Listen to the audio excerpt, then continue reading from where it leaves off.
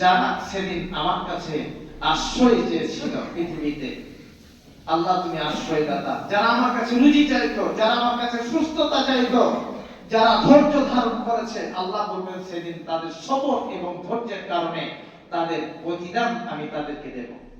আল্লাহর প্রতিদান মানে যে ব্যক্তি ধৈর্য সবর করতে পারবে, পৃথিবীতে ইবাদত করতে পারবে, আল্লাহর উপরে অটল থাকবে, বিশ্বাস করবে, ঈমান ঠিক রাখবে, সেই ব্যক্তিকে আল্লাহ জান্নাত দিয়ে দেবেন। তার প্রতিদানই হচ্ছে জান্নাত। আপনি একটু ভাবনা চিন্তা করেছেন যে আপনার দুনিয়ার জীবনটা কেমন চলছে?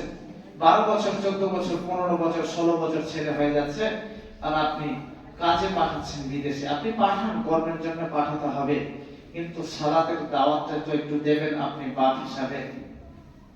আপনি মারা গেলে আপনার সন্তান 4 দিন 40 হাত কুলখানি না করে আপনার জন্য কখনো কবর জিয়ারত করবে, আপনার জন্য কখনো দোয়া করবে আপনার জন্য, এটা কি কখনো শিখিয়েছেন?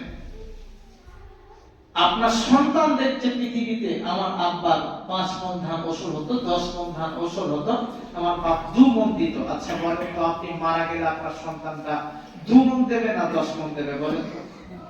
ট্রেনিং তো আপনার কাছে। আপনি ওসব দেওয়ার সময় যদি সন্তানকে বলতেন যেটা আল্লাহর হুকুম, এটা শরীয়তের ফয়সালা, আমি 5 মণ দেব এবং আর 1 মণ আমি 5 মণ দেব এবং আর 1 মণ আমি বেশি করে এমনি আল্লাহর কবরে খুশি করে দিয়ে দেব। আপনি মারা যাওয়ার পরে আপনার সন্তান বলতো আমার বাপ এটা করতো, এই করতো বলে ফসল ভালো হতো, আমার আব্বা কবরে চলে গেছে, আমিও এটা করি, কারণ আমি যদি না করি জানি না আল্লাহর তরফ থেকে কোনো গজব এসে যাবে কিনা। এবারের অপরে হয়তো আপনার সন্তান এটাই করার চেষ্টা করত। আর আজকে বাস্তবে হচ্ছে 10 মণ ফসল হয়েছে, 2 মণ দিয়েছেন, চুপ করে বাড়িতে রেখে দিয়েছেন। আপনার ছেলে বলছেন আমার বাপ কবরে এতটা দেয়নি, এতটাই দিত, ধানও তো ভালো হতো, সংসারও তো ভালো চলতো। নিজে শেষ হয়েছেন, কিয়ামতের দিবসে আপনাকে জাহান্নামে যেতে হবে, আপনার চিঠিবাজদের কাতারে আপনাকে দাঁড়াতে হবে। আপনি তো নিজে দাঁড়িয়েছেন, আপনার পেটের পরিজা ছেঁড়া সন্তানটাকেও সেদিন আপনি দুচোর চিঠিবাজদের কাতারেও আপনি কিয়ামতের দিনে দাঁড় করাবেন। আপনার জীবন শেষ। আপনার সন্তানকেও যে ট্রেনিংটা দিয়েছেন ওটাও শরীয়ত সম্মত না।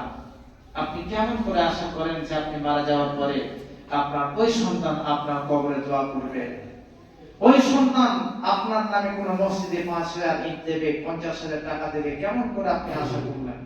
আপনার সন্তানকে সে ট্রেনিং দেননি। তাই ভাই আপনাদেরকে বলি, যারা আপনারা এসেছেন, আপনারা খুব নিকট মানুষ, আপনাদের ইমাম আমি, আর আপনারা আমার মুসাল্লি, আমি সালাত পড়াই এবং আপনারা আমার পিছনে পড়েন। আপনাদের সঙ্গে সবথেকে নিকট সম্পর্ক আমার। আপনাদের দ্বারাতে যদি কোনো ভুল হয়ে যায়, অবশ্যই কেউ যদি কণ্ঠ না ফাটিয়ে চিল্লায় তাহলে আমি চিল্লাবো, কারণ আমি চাই না যে আপনাদের কোন শরীয়তের মানদণ্ডে কোনো ভুল হয়।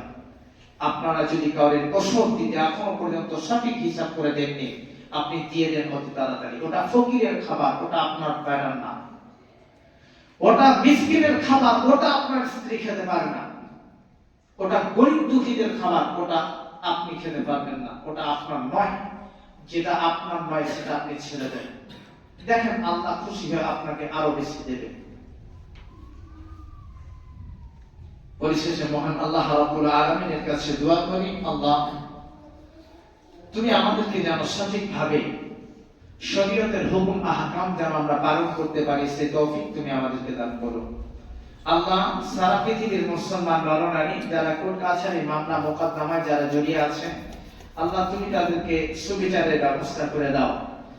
আল্লাহ সারা পৃথিবীর মুসলমান নরনারী যারা কঠিনতম রোগে আক্রান্ত, বাড়িতে হসপিটালে আছে, আল্লাহ তুমি তাদেরকে শিফা দান করো, আরোগ্য দান করো। আল্লাহ যারা কন্যাদায় আটকে আছে, আল্লাহ তুমি তাদেরকে পাত্রস্থ করার ব্যবস্থা করে দাও।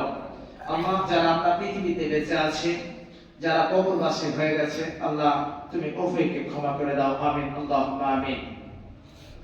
আল্লাহুম্মা সাল্লি আলা মুহাম্মাদ ওয়া আলা আলি মুহাম্মাদ কামা সাল্লাইতা আলা ইব্রাহিম ওয়া আলা আলি ইব্রাহিম ইন্নাকা হামিদুম মাজিদ। আল্লাহুম্মা বারিক আলা মুহাম্মাদ ওয়া আলা আলি মুহাম্মাদ كما باركت على إبراهيم وعلى آل إبراهيم إنك حميد مجيد سبحان ربك رب العزة عما يصفون والسلام على المرسلين والحمد لله رب العالمين.